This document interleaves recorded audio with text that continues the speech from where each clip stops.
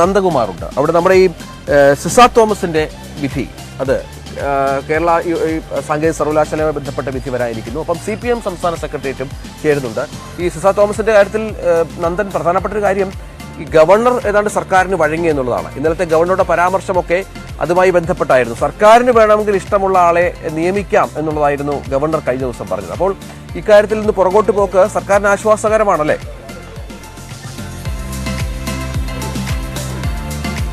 തീർച്ചയായും. കാരണം സർക്കാർ പറയുന്ന രീതിയിലേക്ക് കാര്യങ്ങൾ എത്തി നിൽക്കുന്നു എന്ന് വേണമെങ്കിൽ നമുക്ക് പറയാൻ സാധിക്കും. കാരണം സിസ തോമസിനെ സാങ്കേതിക സർവകലാശാല VC അധിക ചുമതല നൽകിയപ്പോൾ തന്നെ വലിയ വിവാദം ഉയർന്നിരുന്നു.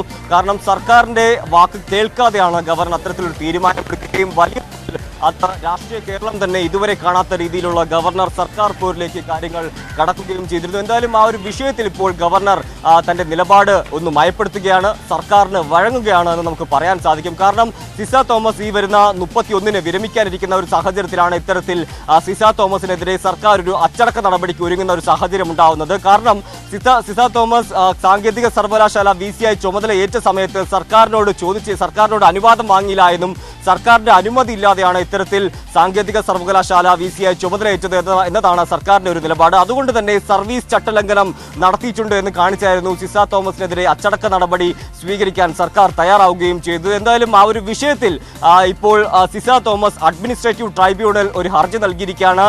സർക്കാർ ഈ ഒരു വിഷയത്തിൽ തനിക്കെതിരെ ഒരു നിലപാട് സ്വീകരിക്കുന്നു, തനിക്കെതിരെ അച്ചടക്ക നടപടി സ്വീകരിക്കുന്നു. ഒരു തെറ്റും ചെയ്യാത്ത തനിക്കെതിരെ ഇത്തരത്തിൽ നിലപാട് സർക്കാർ സ്വീകരിക്കുമ്പോൾ അത് തന്റെ കരിയറിനെ അത് വലിയ തോതിൽ ബാധിക്കുന്നു എന്നീ കാര്യങ്ങൾ ചൂണ്ടിക്കാട്ടിയാണ് സിസ തോമസ് അഡ്മിനിസ്ട്രേറ്റീവ് ട്രൈബ്യൂണലിനെ സമീപിക്കുകയും ചെയ്തത്. എന്തായാലും ആ ഒരു വിഷയത്തിൽ അഡ്മിനിസ്ട്രേറ്റീവ് ട്രൈബ്യൂണൽ സർക്കാരിന്റെയും അതുമാത്രമല്ല സിസ തോമസിന്റെയും വാദങ്ങൾ വിശദമായി കേട്ടതിന് ശേഷമാണ് ഇന്ന് വിധി പറയാനിരിക്കുന്നത്. വളരെ നിർണായകമായ ഒരു വിധി തന്നെയാണ് സിസ തോമസിനെ സംബന്ധിച്ചിടത്തോളം. കാരണം ഈ 31-ന് സിസ തോമസ് വിരമിക്കുമ്പോൾ അത് വലിയ തോതിൽ സിസ തോമസിന് അനുകൂലമായില്ല എങ്കിൽ സിസ തോമസിന്റെ മറ്റ് ആനുകൂല്യങ്ങളടക്കം തടയുന്ന രീതിയിലേക്ക് കാര്യങ്ങൾ പോവും. അതുമാത്രമല്ല സർക്കാരിന്റെ അച്ചടക്ക നടപടി നേരിടേണ്ടി വരും. അതുകൊണ്ട് തന്നെ സിസ തോമസ് കൃത്യമായ രീതിയിൽ ഒരു നിലപാട് സ്വീകരിച്ചു. അഡ്മിനിസ്ട്രേറ്റീവ് ട്രൈബ്യൂണൽ പറഞ്ഞതനുസരിച്ച് സർക്കാരിന് കാരണം കാണിക്കൽ നോട്ടീസിന് മറുപടി നൽകുകയും ചെയ്തു.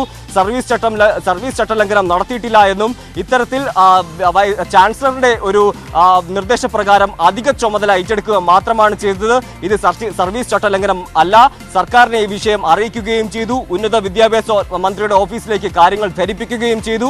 ഉന്നത വിദ്യാഭ്യാസ സെക്രട്ടറിയെ കാര്യങ്ങൾ ധരിപ്പിച്ചതിന് ശേഷമാണ് ചുമതല ഏറ്റെടുത്തത് എന്നീ കാര്യങ്ങളാണ് കാരണം കാണിക്കൽ നോട്ടീസിൽ സിസ തോമസ് മറുപടി നൽകിയിരിക്കുകയും ചെയ്യുന്നത്. എന്തായാലും ഈ ഒരു വിഷയത്തിൽ അഡ്മിനിസ്ട്രേറ്റീവ് ട്രൈബ്യൂണൽ എന്ത് നിലപാട് സ്വീകരിക്കുമെന്നത് വളരെ നിർണായകമാണ്. സിസ തോമസിനെ സംബന്ധിച്ചിടത്തോളം ഈ ഒരു വിധി വളരെയധികം നിർണായകവുമാണ്. രഞ്ജിത്ത്.